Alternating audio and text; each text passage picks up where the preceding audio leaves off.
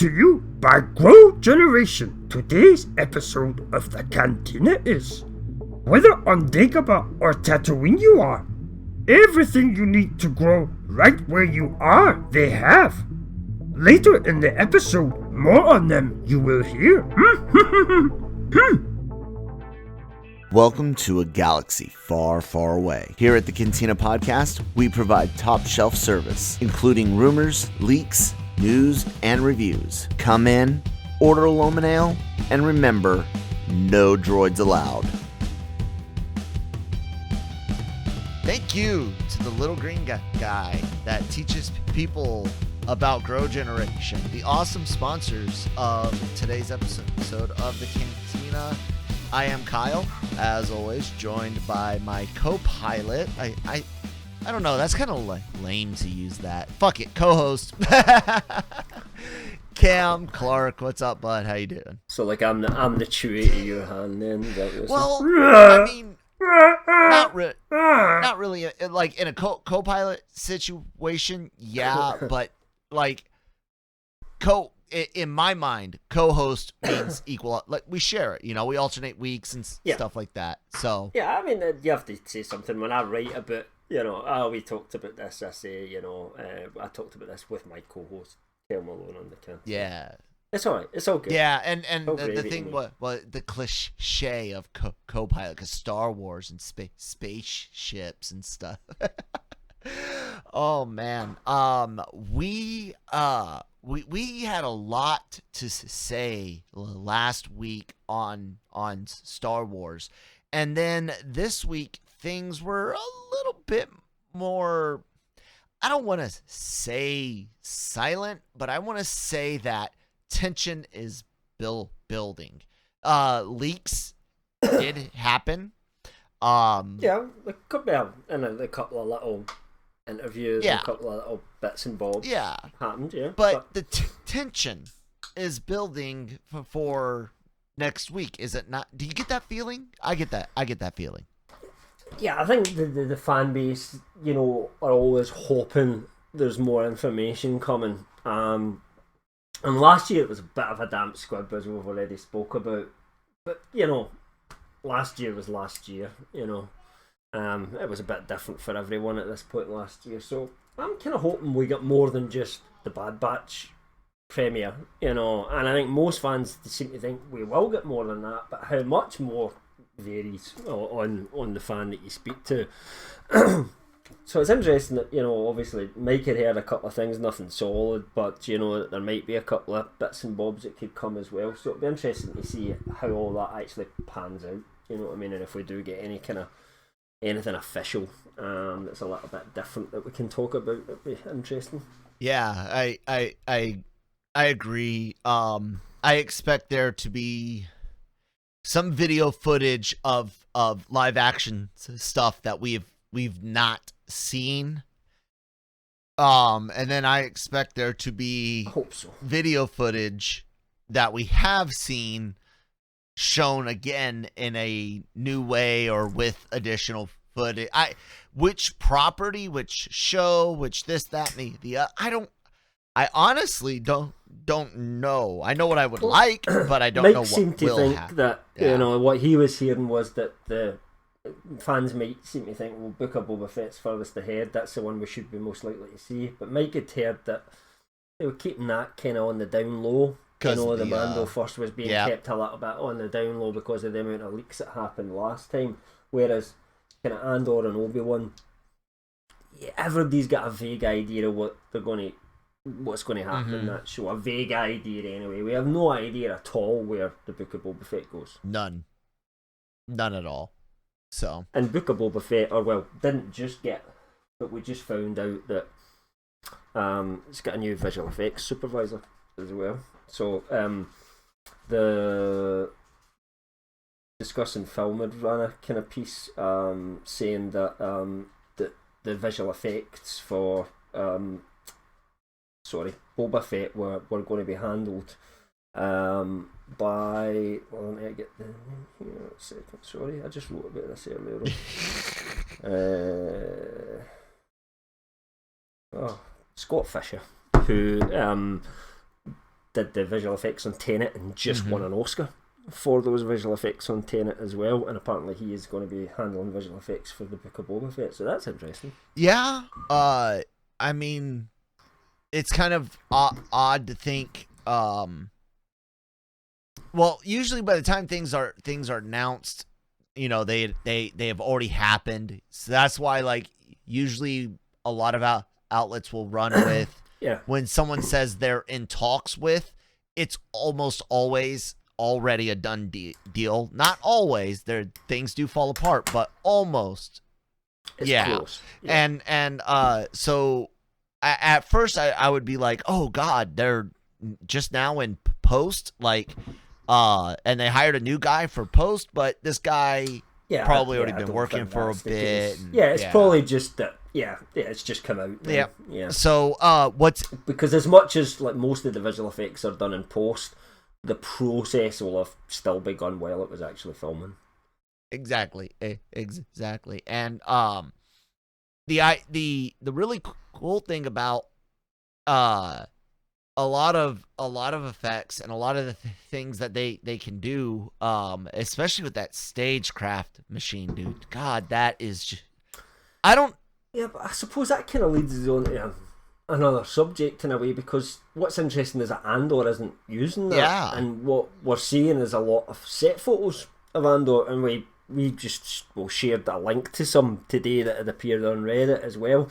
And it's they're doing some filming this weekend in Cleveland, England, and they've basically like tarted up this old seaside cafe to make it look alien-like, you know, added a few bits and bobs here and there to make it look a little bit more Star Warsy, and they're going to be filming there across the weekend. Said bits and bobs this episode already. You god dang Scottish UK thing. I don't know what is that bits and bobs. Where does that come from? I'm trying to think of what now what context I've just used that in. So like, what did I say? You're using it like in bits and pieces. In other words, and, you know. bits and pieces. Yeah, it's just the same as that. So for any Americans listening to it going, I don't know what the Scottish guy's saying, I'm going to turn off. Then, you know, it just means bits and pieces. I'm sure you have heard of that expression before. Essentially, they're not, you know, knocking down a cafe and building something that looks alien. They're taking an existing cafe and tarting it up a little bit to look more alien-like, etc. And they're going to close this beach off for the weekend while the filming takes place, apparently. So obviously the guy who took the photos, well, his brother took the photos, lives down there, and was just essentially walking by the beach and seeing all this getting set up and inquired into it, etc. So although the whole beach is closed, it will be interesting to see, because I think once these reports start to come out, there'll be a lot of paps that will head down to Cleveland, England tonight, stay overnight, and they'll be trying to find somewhere to set up, because there's a lot of sort of long distance vantage points that people with good cameras might be able to see some stuff. So it'll be interesting to see come Monday if there's anything appear in some of the sort of tabloid newspapers, because obviously the people that will kind of rush to something like that, they want to sell their photos. They're not interested in just kind of sharing them with fans online. Well, that makes me wonder. There's one world that we've yet to see in live action, and it's one of the most important planets in Star Wars, and that's Mon Calamari. We all thought it was possible that the water world we saw in Mando would be Mon Cal. It wasn't, but yeah, it was one of those kind of just guesswork, right? That didn't pan out. But Andor's out there recruiting for the rebellion. Well, you know, you see, this might be. I mean, this is, and as well we've heard there's talk of an Andor season 2. I actually am starting to think that Andor season 1 could be more about what life was like under the Empire that pushed Cassian to kind of jump into bed with the rebellion, as opposed to, you know, just set a couple of weeks before Rogue One. I don't see that. I think they'll start to explore some of the kind of early life. So I'm expecting something a bit more almost laid back from season 1, where, you know, we actually get to see how horrible it was living under the Empire and why himself, joined the rebellion and kind of started on that path in the first place. So, and you know what? So I don't know if we will see him round recruiting people for the rebellion yet. It might be too early for that. I don't know. Maybe, but your idea still works because I don't know what the Clone Wars or certain comics novels have explored, but I know in the old EU, a lot of Mon Calamari engineers were, enslaved, and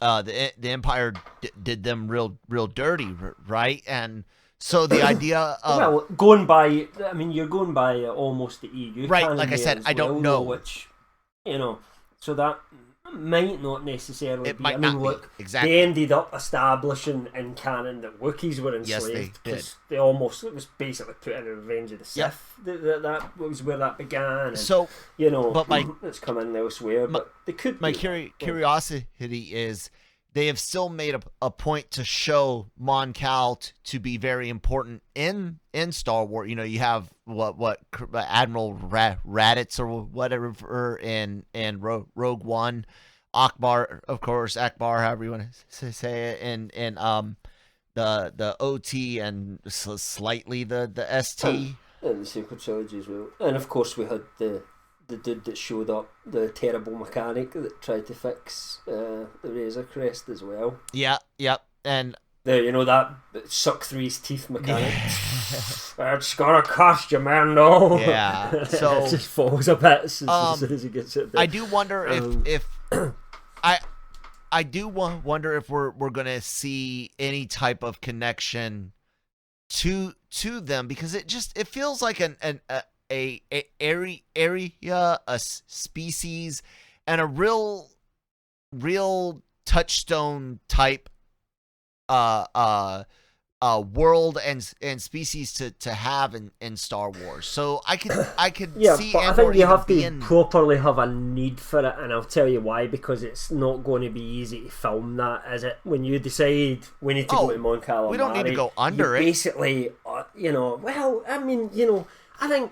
think as a fan, if you went to Mon Calamari and everything was just like on a tiny wee island above the water, and you're imagining there's tons of shit going on under the sea there, I want to see it. That would piss me off if I don't get to see it. Like I'm watching Star Wars. Show me the undersea cities and stuff like that, because we haven't seen anything like that in Star Wars since really the Phantom Menace and the Gungans. And of course the Mon Calamari are far more advanced. Maybe not necessarily technological wise, because the Gungans seem to have some decent tech, but certainly socially more advanced and multicultural than even the Gungans ever were. So you kind of get this image in your head of these proper cities under the sea where there's Quarren and there's because it's the same planet, Quarren and Mon Calamari and everything like that. Depending on what kind of state they're in at the moment in terms of friendship with each other, which varies from time to time, and time to time, book to book, or universe to universe. So yeah, it's just absolutely. I agree with you that it'd be an interesting planet to see, but I think you would really need to have a good reason to do it, plan it out properly, and really go for the whole underwater feel, and that would be, I think, expensive to pull off even with the volume. Personally, maybe not. I don't know. I mean, is that what they call the stagecraft machine? Is the volume? Yeah. Okay, I always just called it the stagecraft machine. Anyway, these with that, I would say that establishing shots above water would be really, really cool to see. Lights under the water moving around, watery domes, and that wouldn't be too expensive. An establishing shot under the water would be slightly expensive, but the volume be CGI. But the volume could be used, because you gotta think for the interiors. The underwater city. Think Rapture, like. Rapture's. Well, that's what I'm thinking. Not with the same sort of Art Deco feeling and the neon lights or anything that we got in Rapture, but that when you do the first game and you go underwater and it's like, what's going on here? And then it just opens up, and there's just the bright lights of this city in front of you, and you've got no control but other to kind of go through this city on a lift. That if I was a director and I was putting Mon Cal into Star Wars live action, I'd want a shot where the camera dips from that kind of scene where you're up and you can see the lights under, and you dip under and then whoosh through. Because it's unique. And I'd want to make the most of exactly, that. I agree. And if I was going to spend time there, I'd be like, well, I want an underwater action scene, and that's where my brain would go. Well, but I don't know if that's the kind of thing we could expect to see in Andor. But in some other project later on, like Mando season 5 or something like, who the hell knows? But yeah, I mean, I get what you're saying, that you'd like to see more of it. Yeah, and no evidence in that so far. Once you're down there, once you're underneath, like all of Rapture is not glass. It's not all glass domes, because that doesn't all make complete sense structurally, and so you wouldn't necessarily have to always have these amazingly detailed water backgrounds. For example, do you know what I mean? That when you're inside, and all they need to do is have a couple of windows that are volumed in. The occasional, or even just walkway. Screen. Yeah, exactly. It's doable. It's not as if the actors need to know that there's water outside. They just need to feel the physical space. So yeah, it can be done. But as I say, if it was me and I was going there, I'd want to make them both. So I'd really milk the bastards. That is an interesting thing, though, now, because remember who owns Avatar now, and what is being where does Avatar 2 take place? Underwater, and Disney owns them. So I could, you know what, you might be right. I don't know if they own the tech. Might not be now. Exactly. To do it right enough. It might not be now, but in the future, God, please, fucking Disney, if you don't, and not cartoon, do it in the cartoon's fine, but the first time needs, like, we need a good live action Mon Cal. So yeah, that's where I'm at on that. And Andor. The show, like I keep saying, it's got potential, but I really just hate that we've already spent so much time between episodes 3 and 4 that it's like I'm excited about this story because of what it is. I really hate the fucking time period. And yet, I was talking to some Star Wars fans on some sort of forum the other day there, and there was quite a lot of people saying that this is the period that they want to see more of because it's actually the least explored. All we've really had so far is Solo and Rogue One, and there's nothing else been really in that period. And of course, we're getting the Bad Batch, Rebels, we're getting Andor, we're getting Obi-Wan, and I suppose you could add Rebels into that as well. Yeah. And there's been lots of comics and novels. I don't think it's an untouched period at all, but I still think there is more to mine from it, but not endlessly. A couple of seasons of Andor, Obi-Wan Kenobi, the Bad Batch obviously covers that period. I don't, other than maybe some flashbacks for Ahsoka or something like that, which we don't really need because Rebels is on the screen already. I don't really see much need to spend that much more time there. But then most of the other shows that are being developed going forward are not set in that timeline, are they? That we know of, apart from maybe Andor season 2. So all the Mandoverse stuff, i.e. that the stuff that's set post Return of the Jedi in the same timeline as the Mandalorians, all going to link in together. And then the only other announced show that we have right now is Acolyte, which is hundreds probably of years set in the past. No, it's maybe not as much as that, maybe 100 or so years in the past. Yeah, it's at the tail end of the High Republic, right before. I think they said it's like 100 years before Palpatine or something. It's like we don't know exactly that. That's the thing. Yeah. It could be like pre-Palpatine, it could be young Palpatine, that's the kind of wheelhouse we're in, but not grown up Palpatine that's already killed Plagueis, certainly. And they could push that even a bit further back where Palpatine isn't even born yet and it's kind of pre him. if you like. Or, you know, one of the plots of that show could be ultimately that Plagueis ends up with this baby, you know, at some point, which is Palpatine, you know, because George Lucas has spoken in the past about one of the mistakes Palpatine made, but he didn't have time to do anything else, was that the Sith always train from birth so that they can cement their ideas very early. Darth Maul was trained that way. Palpatine himself, it's suggested, was trained that way as well, but he wasn't prepared to wait another 20 years to train an apprentice, and that's why he went out and got Dooku. Mm-hmm. But Dooku was never quite what he needed, so he used him for a tool, and then he had his eyes set on Anakin, blah blah blah, and the rest is academic, as they say. But, you know, prior to that, I remember an interview with Lucas very clearly where he said, you know, well, that's not really what the Sith normally do. They would normally always train someone from birth, but of course he'd got a bit further ahead in the goal than any of them prior to him, hadn't he? So. Yeah, that's true. You know, one of the funny things about leaks, and we're gonna have to tiptoe a bit here, Cam. I hate to drag you into this, but we'll tiptoe into this a bit. You know how Kathleen Kennedy's been getting fired for like years now. And every week there's a dozen YouTubers out there talking about how it's finally happening. Filoni and or Favreau are taking over, and Kennedy's.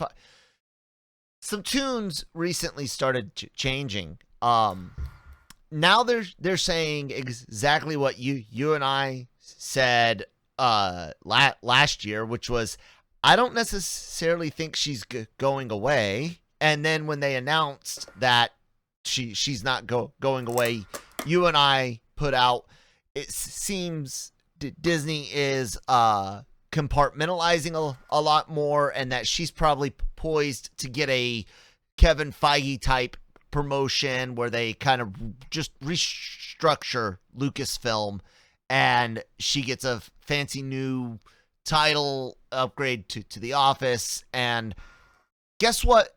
Those people that have been talking about her getting fired all the time are now saying the same thing we're saying. Getting promoted. That, but away from the creative side. Because see, what I never understood about this was that some people thought, oh, that's good because she'll be away from... And then you see Kevin Feige getting that same promotion to the more senior role, and he's still got his hands in as many pies as he wants to have them in, you know. What I have seen lately, what I've noticed actually, and I know this is getting into Marvel, about especially the two shows, WandaVision and The Falcon and the Winter Soldier, and I see there is a similar kind of approach to Mandalorian. If you notice, Kevin Feige hasn't spoken that much about these shows.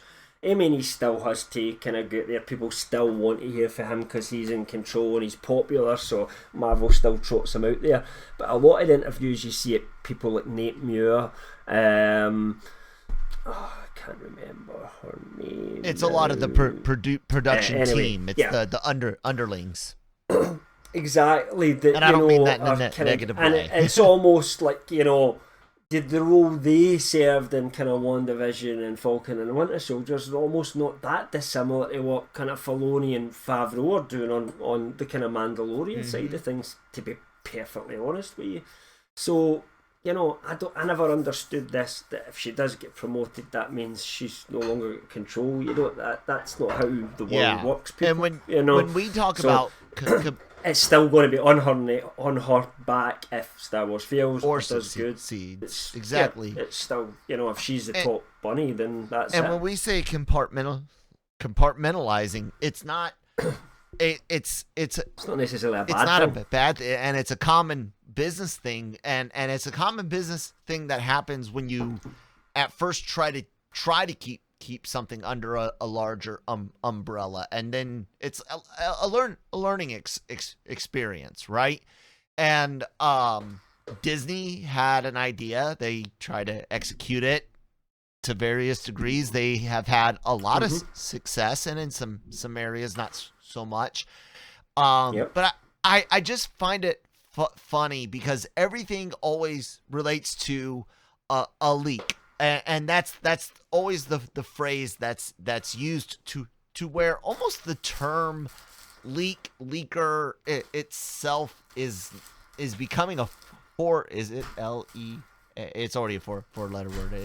You know what I'm getting at? It's becoming like a like I hate the term scoop as well. It feels like I've travelled back to 1930s, America, and I'm like, hey, Cuthbert, get someone on the line. I've got a big scoop here. I feel like that's where I'm, and I don't know. Insider is probably the best thing. If we release some, we mostly cover rumours from other people, other leakers, insiders, and all that sort of stuff. We do have our own that have been quite successful recently for Star Wars. Yes, I'm sure people listening to us probably know that. So yeah, you'd say insider because we know somebody that works for Lucasfilm. That's how it works. It's not that hard to work out how this kind of situation comes across. Yeah. Where I have an issue with is people who, just it's so fake, it's unreal, So I am an insider at Lucasfilm, and here, or I am an insider, or I've got contact with these insiders, and this is what they're telling me. So if you are, let's say you're a Mike Zero, right? I'll just say his name, I don't care. If you listen to this, Mike, you suck. That's just my personal opinion, but I'm going to say it. And his hit rate, based on the things he says he's heard, based on what we actually find out come true, I mean, it's non-existent. He doesn't have a hit rate, and yet people still watch his videos. I mean, somebody pointed out recently, what he's got this thing about Brie Larson, right? He just doesn't fucking like Brie Larson, right? I know there's a lot of crowd that people don't like Brie Larson, I think, for something she said once. Anyway, doesn't matter.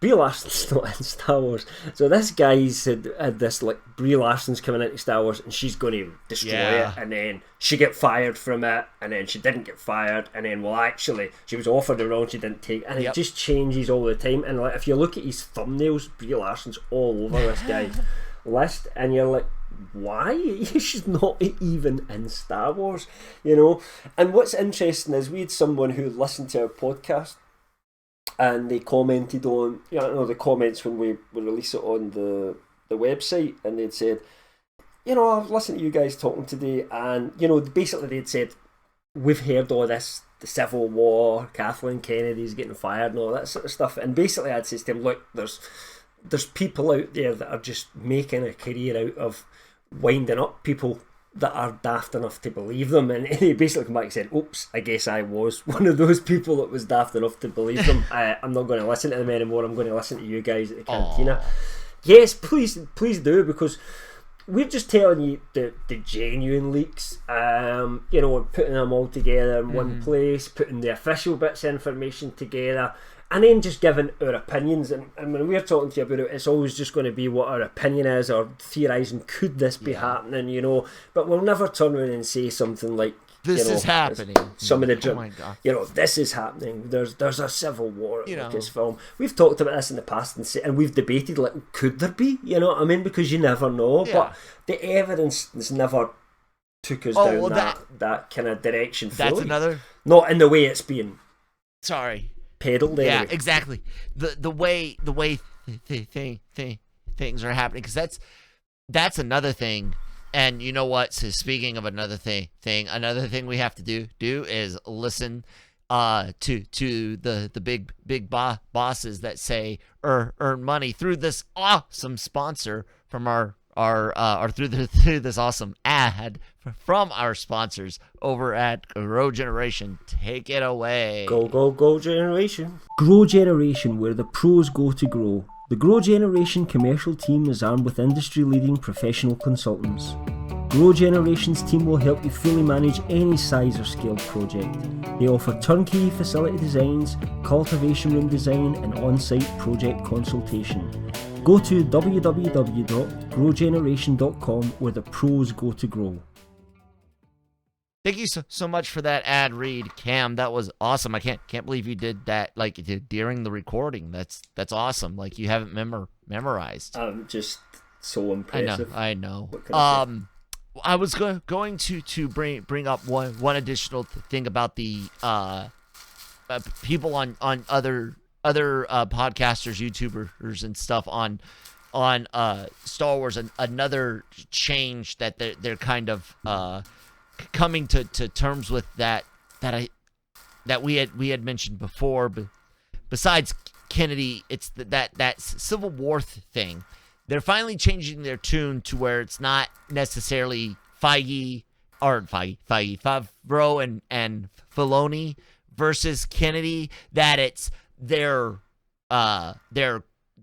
sides, their followers, their ideological cast and crews, so to speak, which is something that I've pointed out that would be true. It would be very likely. Just naturally, I would expect I would expect Marvel's environment to be like that as well, because that kind of respectful conflict actually generates imagination, and usually, if you don't want a team of, if you just have everybody does yes sir, no sir, 3 bags full sir, what you get is the prequel trilogy. Yeah.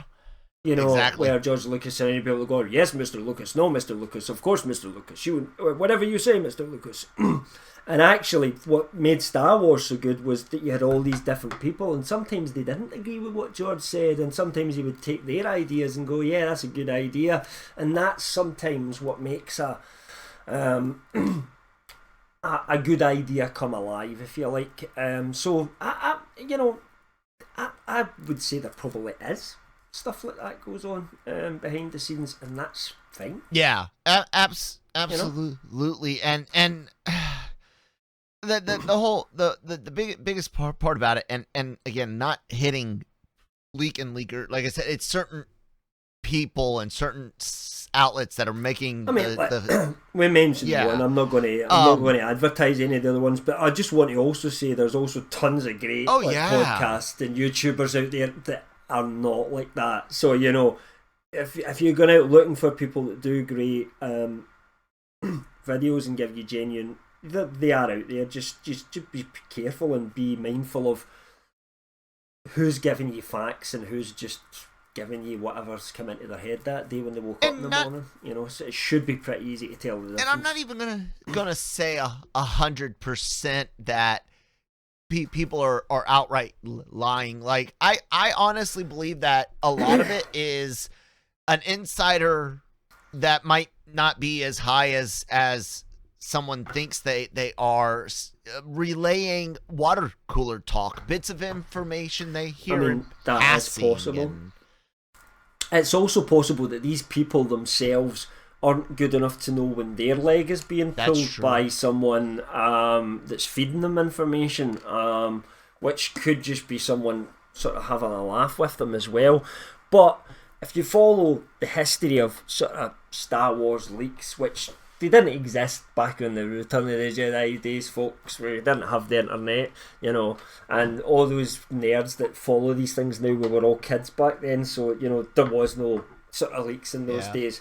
But certainly where it kicked in was in the prequel trilogy, and right back to that point, it's been a massive thing as people claiming leaks that, it became almost a cottage industry in itself. And, look at the amount of leaks that get posted per day at the moment for Spider-Man No Way Home on 4chan. Now there's probably 1 or 2 of them out there that are pretty close to the mark, and you'll never know the difference really between all the fake ones. But there is literally there was one day where there was 10 different plot synopses posted by, hey, my uncle's granny works for what is Kevin Feige's cat, or something like that, or I'm a script supervisor, but I just don't care, and it's like, somebody even commented in one thing I was reading was like, there's a hell of a lot of script supervisors suddenly decided to pour their hearts out in 4chan over the last few weeks, and what it is they hear a couple of details and someone comes up with an idea and then just thinks it'll be fun to post that and pretend that I've heard that leak, and it just becomes a game to these people, and I think it becomes addictive to them as well. And I've always been intrigued by the psychology of that, but never been able to put myself in that position, because I've been reading these things since 1999, you know, at the end of the day. Yeah, and, some people might even be listening and being like, well, Kyle and Cam, you're hypocrites. You know some of these YouTubers. You obviously... Well, of course we're going to go listen. Of course we're going to check out stories from time to time. I must admit, I leave you to do that. We've got different sort of roles here. Kyle listens to all the bullshit that's not real and tells me about it. Mm-hmm. But I look at all the possible leaks, because you don't like to get spoiled for stuff. Do you know what I mean? So the potentially genuine leaks, I look at all them, and I try to keep them from him as much as possible, because I just can't for some I don't care about bad yeah, it depends on the project, comics, books, things that. But if it was Mando season 3, you wouldn't want to know that Luke had showed up in the end, for example. So if I'd found that out beforehand, I wouldn't have told you. I'd have just said, there's some surprises left for the end. I'll be interested to see your reaction. What was so funny about Mando season 2, it wasn't even just the leaks. It was legitimately just good storytelling and us knowing Star Wars. Like, legitimately, the reason why I think you and I had such a decent hit rate, and not just with big things like character reveals, but even little things like when I was like, that's why he's going to go get Mayfield, or this is when and why he'll do it. Even though we didn't always agree. But between the two of us, overall, it was like we may as well have been in production with Favreau and Filoni, and some would say that means it was too predictable. I don't think so. I think because you and I still sat there. I don't think so. See, I think I guessed almost entirely every aspect of the Falcon and the Winter Soldier several months before we'd even seen the trailer, right? And it was like, this is what I think might happen and what I'd like to see. Unfortunately, what we got wasn't quite as good as what I had pictured in my head, but it just felt really, really predictable for me. Like, right at the start, I thought, I know how this is going to play out. It's how I always thought it was going to play out, and it kind of did play out like that. But that wasn't the case with Mando Season 2, because we knew almost nothing going in. It was a literal, from getting information for 1 week, just where we thought naturally the story would go from them, wasn't it? So I wouldn't call it predictable. No, and that's what that's the difference, because it wasn't so much that it was a predictable story, but it was if I'm in Star Wars and I'm in control, this is what I'm going to do. Oh my God, they did what I would do. Like that level. Yeah, things like that. And when it comes to the leakers and stuff like that, you guys have heard me say, hey, look, they might not be outright lying, but that doesn't change the fact that they are definitely taking advantage of viewers, of people's disappointment in the sequel trilogy, and that's not necessarily... Like some of these people, honestly, I remember them starting them. I remember them starting out, and they weren't quite as bad. They got worse, and I think what happens is the power and the kind of that they get followers, it goes to their head a little bit sometimes. I see that a lot. Yeah, and that's when it comes to Star Wars, because it's so emotional.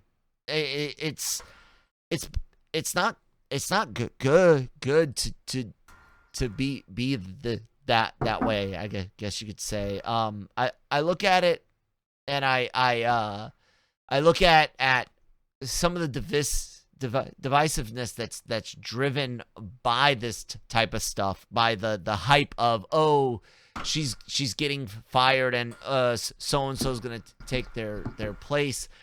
Look, when it comes to these things, guys, the best way to make things happen in the industry is with your wallet, and that's, if you like something, you support it, and if you don't buy it. And then, of course, yes, that's pretty much cordial internet discussions are also wonderful to see change. I think it sucks that uncivil discussions on the internet make change, but I full-heartedly support people discussing rationally, logically, calmly, respectfully with each other things that they would like to see changed at Lucasfilm. And then, yes, please vote with your wallet. If that means you Yeah, I mean, I still don't own The Last Jedi or The Rise of Skywalker on Blu-ray. They're the only two Star Wars films that I don't own. You know, because by that point I didn't want them. Obviously, I can access them in Disney Plus anytime I want, but, you know, I've got no interest. You know, I wouldn't spend any money on any sequel trilogy merchandise or anything because it just doesn't interest me as a project. I saw I'm done with it. Really nice, like Kotobukiya,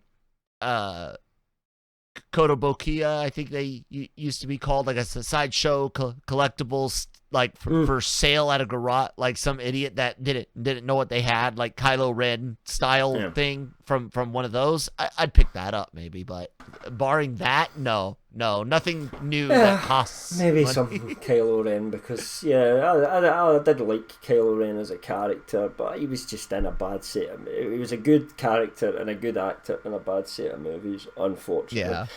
Hey ho. So what else do you want to talk about this week? There is some other things that have happened. First of all, Matt Lanter has kind of indicated he's the guy that did the clone voice. What the hell am I talking about? The Clone Wars voice of Anakin Skywalker. Right. And he's hinting that we could be seeing more Anakin in something coming up, some sort of new Lucasfilm animation. I covered this story for the site, but for the life of me, I can't think what the hell that could be. Do you have any ideas? I mean, I know you don't really watch the animated stuff in the same way that I have, but... Did he do the voice of Vader for Clone Wars or Rebels? No, that was a different... Then actor. No. What I mean. What? Oh, God. I know what they're going to do. Huh. It's going to be the times he snuck away with Padme. Where? I don't... Look, dude... What show? When has Disney ever shown that they cared about timeline or canon with the non movie stuff? Every cartoon, every comic, their whole bullshit of we got rid of the EU because of convolutedness is exactly that bullshit. So that's what I think. No, I'm not joking. I think we're gonna see Anakin and like a new show, like a whole brand new animated. When would you set that? When would you when would that be set? During the Clone Wars? During between 2 and 3. So yeah, during the Clone Wars when he takes leave. Time, I mean, pretty much everything that... she's... I mean, there's very few situations where that happens. I mean, like I said, the time he's a soldier, they don't care. They don't care. In the Clone Wars, and we've covered. They're going to say that he took 2 weeks off here, and this 5 episodes is what him and her did for 2 weeks. Here's a 5-episode romance story of them just sitting in the beach. I don't. What else will they do? What else is there to do? What else could you tell? I don't know. That's the only thing I can think of is that it's some sort of flashback for the Bad Batch. So we've got the Bad Batch coming, but the time the Bad Batch is set, Vader is there. And I can imagine them eventually, maybe not in season 1, but who knows, but eventually I think Bad Batch will see animated Vader. I wonder if there's some sort of flashback to when he was Anakin Skywalker. That's the only thing that I can think of that makes sense to me.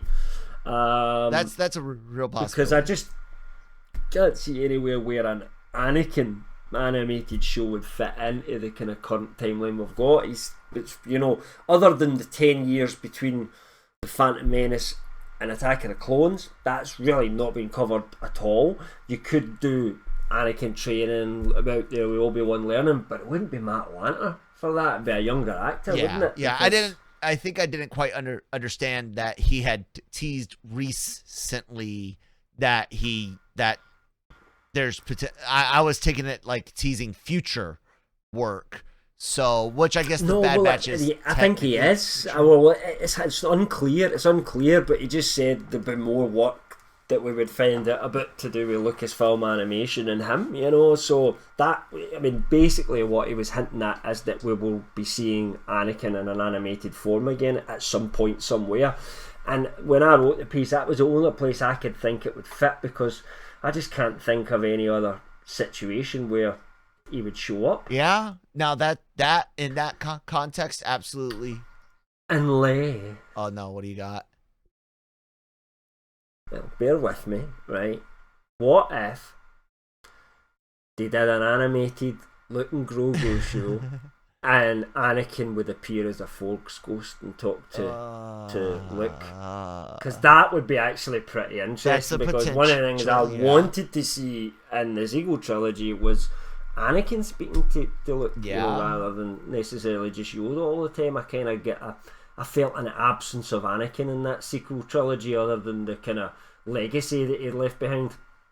So if they were going to do something with Luke and Grogu, and when Return of the Jedi ends, you imagine going into the future, and the EU books certainly covered this, that Anakin would appear and give guidance to Luke as well. Yeah. They certainly did in the EU books, and it would be if we had a show set in that period, which we've said back and forth, it's too good an opportunity for them to do nothing with. But we also said we'd have preferred live action and a recast, but we'd accept Mark Hamill's voice in an animated show. It's just a guess. Again, there's no hints of this or anything like that we've heard, other than KRT had said a while ago there was something to do with Luke and Grogu coming. I wonder if that's the connection. That is an animated possible. Show. My only thing is this, and I don't know how to fix it except to keep recommending Powerhouse. Aside from going full anime, no animators from Rebels, Clone Wars, Bad Batch, Resistance, no animators from the current Ninja Turtles. I think they'll use their own team, and they'll just keep that style, because most of the fans seem happy with the Clone Wars style. Not the Rebels style, but the Clone Wars style. I don't like it either. It was always my one drawback of Clone Wars. I didn't like the animation style. And I would have preferred if you were going with a Luke and Grogu shoot, it gave us something that looks very different from that, but not that kiddie way. I want something that's really, people that are good at drawing of. I'd see a lot of these things and I just think that's like, to me, how a kid would draw Luke Skywalker or Anakin Skywalker. I want to see somebody that actually, really gets the proper CGI animation out and stuff like that. The kind of, even a Pixar kind of deal would be really, really cool. Something at that level. I don't know whether I don't think that'll happen, but I agree. Yeah, it's unfortunately it's not. But we do have things to look forward to. We do have a lot of projects that are in various stages of production. Things in things in principal photography, things in post, things that are allegedly in the can and just waiting to go. But the thing is, there's options in the future, and that's something we haven't had with Star Wars in a long time. It's always been just the movie that's coming out, or the Clone Wars, and then after that went away, Rebels. Like, you never had option. Not under Disney. We had with the EU, but not with Disney, and I'm excited.